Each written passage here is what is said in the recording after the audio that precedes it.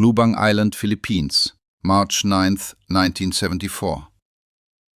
An old man in civilian clothes fights through jungle vines, a single piece of paper in his grip. Sweat drenches his shirt. In a clearing ahead, a soldier waits, rifle loaded, sword sharpened, ready to kill. Major Yoshimi Taniguchi stops. He sees the man he dispatched here in 1944, the man he gave orders with no end date, the man he swore he'd return for. He reads from the paper. The war ended August 15, 1945. Quote, _0, _. The soldier doesn't flinch, not from confusion, because he'd been waiting for exactly those words for 29 years, 4 months, 22 days. This is the story of a machine, one the Japanese army never switched off. 29 years before that moment, December 26, 1944, Lubang Island, Philippines. A small boat slices through black water toward a blacker shore. 22-year-old Second Lieutenant Hiroo Onoda stands at the bow, watching the island swell before him. Palm trees cut against a sky that will soon be thick with American bombers. The beach, silent. Too silent. Every man aboard knows what's bearing down on them. The Imperial Navy rests in pieces across the Pacific floor. The Americans are weeks out, maybe days. The war is already finished. But Onoda isn't here to win a war. He's here to endure one. Major Taniguchi meets him at the edge where sand gives way to jungle. Hollowed eyes. 3 sleepless nights behind them. The full crushing weight of a dying empire pressing down on his frame. He pulls Onoda beneath the shadow of a palm grove, far from the others, far from anyone who might hear. You understand your purpose. Guerrilla warfare, sabotage, intelligence gathering. You do not surrender under any condition. You do not take your own life. You hold position until Japanese forces return. Onoda nods. Standard protocol for operations behind enemy lines. Then Taniguchi grips his shoulder. Hear me clearly. These orders carry no expiration date. We are coming back for you. 3 years, 5 years, however long it demands. The Imperial Army will return to these islands. A pause. Eye to eye. I promise we will come back. I promise. 3 days later, American forces flood onto Lubang. Machine gun fire shreds the morning stillness. Mortar rounds crater the beach into ruin.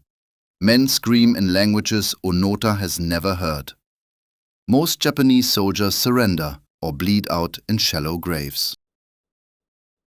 Onoda and 3 others vanish into the mountains. Private Yuichi Akatsu, Private Shavichi Shimada, Private Kinshichi Kosuka, and their commanding officer, Second Lieutenant Hiroo Onoda. 4 men walk into the jungle carrying rifles and orders that will never expire. Only one walks out alive. August 15, 1945. A radio hisses to life somewhere in Tokyo. The Emperor's voice, thin, trembling. Words most Japanese citizens have never heard their living God speak aloud. Japan has surrendered. 70 million dead across the breadth of this war. Cities ground to ash. An entire empire dissolved in a single broadcast. On Lubang, American planes sweep low over the jungle canopy. They release leaflets, thousands of them. White paper spiraling through green leaves like alien snow. The war is over. Japan has surrendered.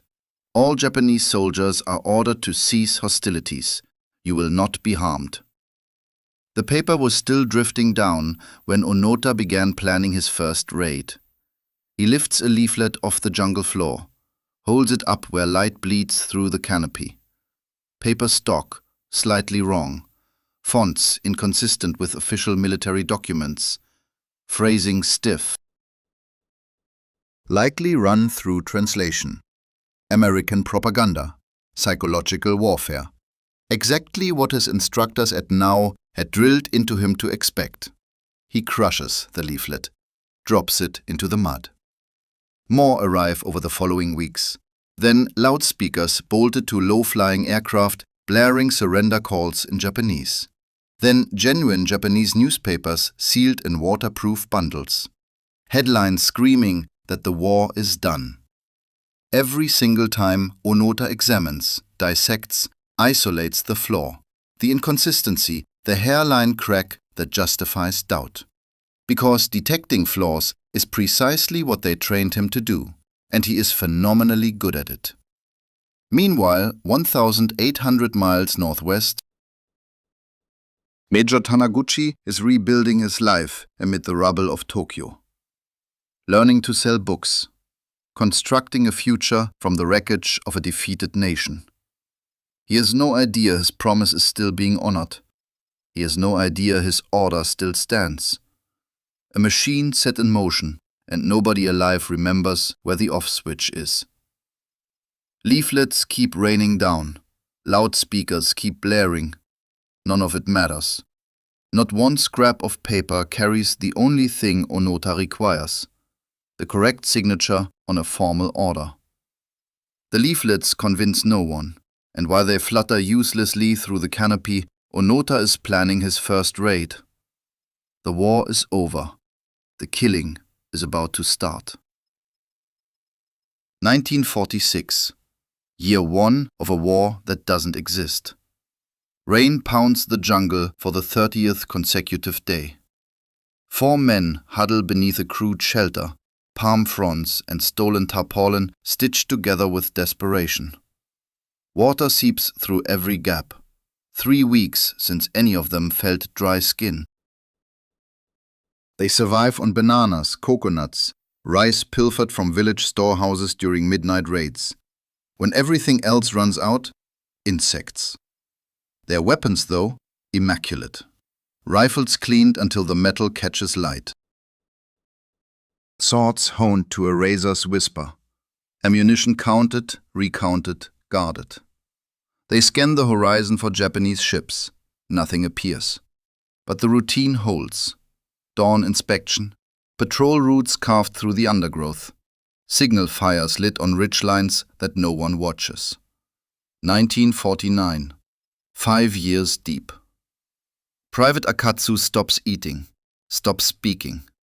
He sits against a tree trunk for hours, eyes locked on the jungle, like a man staring at the walls of a cell built from leaves. One morning, while the others sleep, he rises, looks at his rifle, looks at the trail leading down toward the villages. He walks. 6 months later, he surrenders to Filipino police.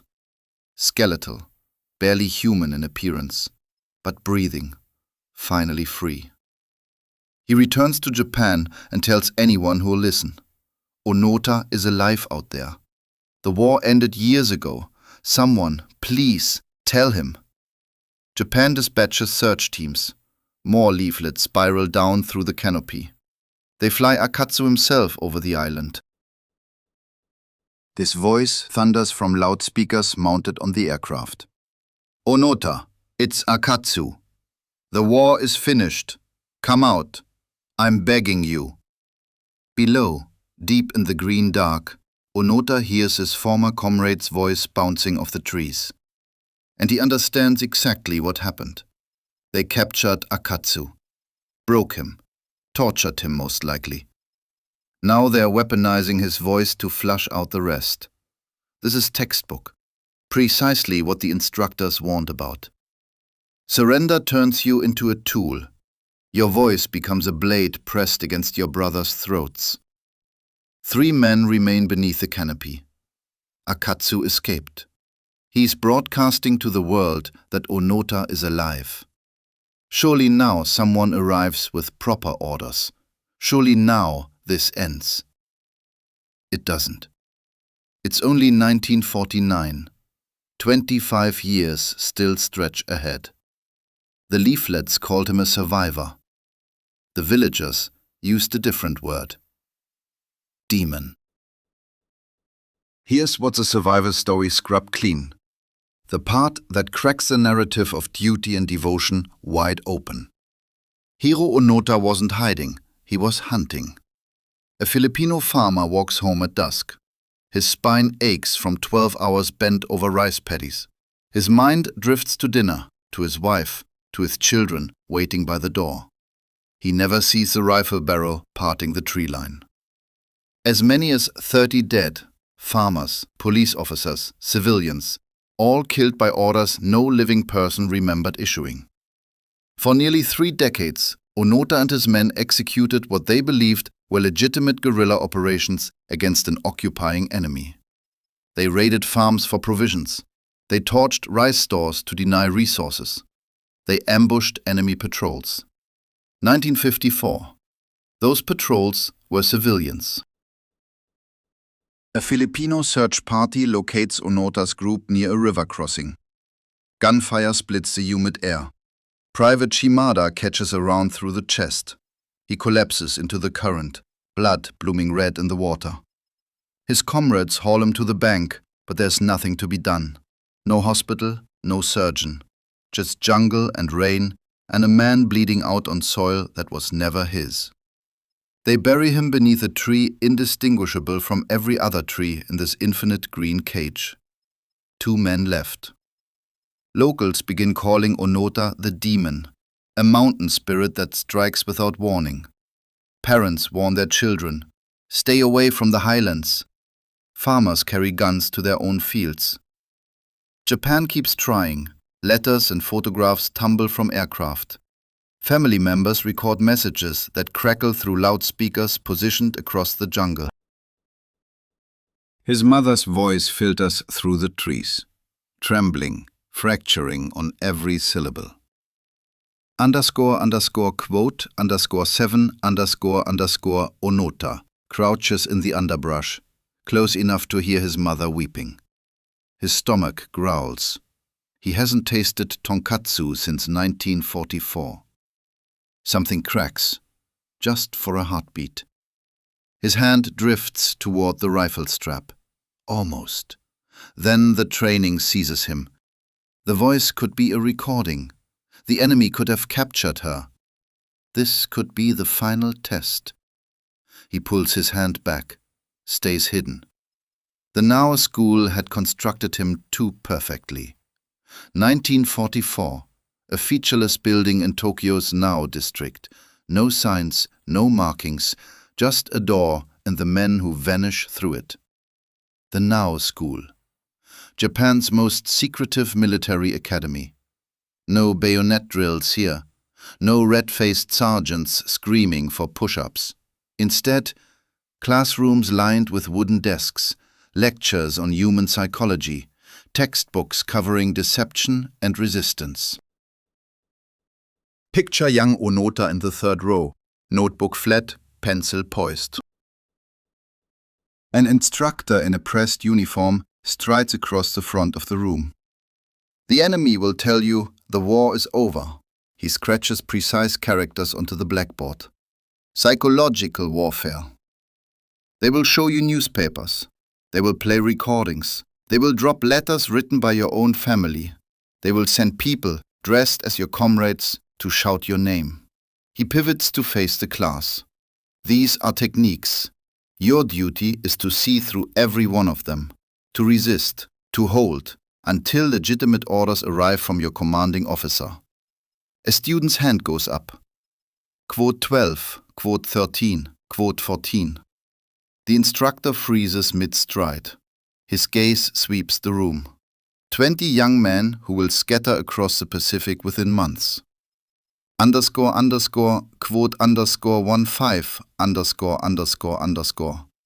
No framework for independent judgment. No protocol allowing a soldier to decide on his own authority that the mission might be finished. That possibility simply does not exist in the curriculum. Why would it? The army does not abandon its soldiers. They forged a man capable of enduring anything, resisting anything, outlasting anything. They handed him every instrument to keep fighting forever. They handed him no instrument to quit. And in October 1972, that missing instrument would cost his last companion his life. 1972, October 19th, 27 years after the war ended. Darkness, the smell of scorching rice, flames crawling up the walls of a storage building, orange light shivering against the jungle canopy. Onoda and Kosuka crouch in shadow, watching their handiwork. Another successful operation. Another strike against an enemy occupation that does not exist. Then flashlight beams sliced the night. Filipino police. They had been waiting. Gunfire, muzzle flashes splitting the dark. Kosuka jerks, drops. His hand comes away black with blood. 16, he rasps. Onoda fires blind into the darkness. Then he is moving, crashing through underbrush, thorns ripping his skin, branches lashing his face. He does not stop. Behind him, more shots, then silence. He runs for 3 hours straight, does not halt until his legs buckle and he crumples against a tree trunk, chest heaving. When dawn arrives, painting the jungle in gold and green, Hiroo Onoda is alone, completely alone. 50 years old, more than half his life consumed by this jungle. Every man who began this mission beside him, dead or gone. And still he cannot stop. Because no one has ordered him to stop. Because stopping is desertion. Because stopping means confessing that the last 30 years counted for nothing. He constructs a new shelter deeper in the mountains, farther from the villages that hunt him. He maintains the routine. Dawn inspection of equipment no one will ever need. Patrol routes through territory no one contests. Signal fires on ridge lines no ship will ever spot. Now there is no one to signal, no one to split rations with, no one to speak to in the endless green silence. But the routine persists, because the routine is everything he has left. Alone, 50 years old, everyone dead. Still no permission to stop. He would hold for 2 more years, until a 24-year-old carrying no training, no plan, and no weapons asked the one question nobody had thought to ask. February 1974, 2 years after Kosuka's death. Norio Suzuki is 24, unemployed, aimless, the sort of person who drafts lists of impossible things because ordinary life fails to hold him. His list contains 3 entries. Find a panda in the wild. Find the abominable snowman. Find Second Lieutenant Onoda. He touches down on Lubang with a backpack and a camera. 0 military training, 0 survival skills, no plan, just walk into the jungle and hope. Everyone calls him crazy. The Philippine military spent decades searching. Helicopters, hundreds of soldiers, professional trackers, nothing. Suzuki walks into that jungle alone anyway. 4 days in, he spots signs of human presence. Footprints pressed into mud, ash from a dead fire. He makes camp. He waits. Dawn breaks with a rifle barrel against his forehead. An old man in a shredded uniform looms over him. Face carved by decades of sun and rain, eyes carrying 30 years of vigilance. Who are you? Why are you here? This is the moment everything shifts. Not through an army, not through helicopters, not through million-dollar search operations, through a conversation. Suzuki doesn't argue, doesn't present evidence, doesn't attempt to prove the war ended, doesn't explain that the Japanese empire crumbled before he drew his first breath. He asks something no one had thought to ask in 3 decades. What would it take for you to come out? That's it. That single question will end the 29-year war. Every search party, every leaflet drop, every rescue team, they all tried to prove Onoda wrong. Not one person asked what he actually needed. Silence. The rifle barrel stays pressed to his skull. 23. 29 years, and Onoda has never allowed himself to truly sit with that question. Onoda studies this strange young man. 3 decades of standoffs, ambushes, search parties, and nobody had simply asked what he required. Nobody treated his conditions as legitimate rather than delusional. Onoda says slowly, lowering the weapon. Suzuki returns to Japan. Weeks of digging through military records and veteran associations. He finally locates Taniguchi working in a Tokyo bookstore, surrounded by paperbacks, living the quiet existence of a man who left the war behind a lifetime ago. Taniguchi's face drains white, then hardens with resolve. I made a promise. The jungle clearing. Taniguchi finishes reading. His voice dissolves into the humid air. Silence. For 3 decades, Onoda had dissected every scrap of information for deception. Every leaflet, every broadcast, every family member's voice. All rejected, all classified as enemy tricks. But this is Taniguchi, the man who issued the order, the man who promised to return, the man who kept that promise. Slowly, Onoda's hands drift toward his rifle strap. He hesitates. 29 years this weapon has been an extension of his body. Removing it means Shimada died for nothing. Means Kosuke died for nothing. Means 10,759 mornings of waiting were meaningless. His fingers shake. Then he looks at Taniguchi, the old man in civilian clothes. The old man who pushed through jungle to honor a promise from 1944. He lifts the rifle free, sets it on the ground. Ammunition, 500 rounds on the ground. A sword sharpened weekly for 30 years on the ground. Everything that kept him alive, everything that kept him at war, on the ground. His expression shifts. The mask fractures just for a second. One tear breaks loose, cutting a line down his weathered cheek. 30 years of waiting for comrades who never survived. A life consumed by a war that wasn't real. He straightens, salutes. Quote 31. Quote. Taniguchi's voice cracks. You can rest now.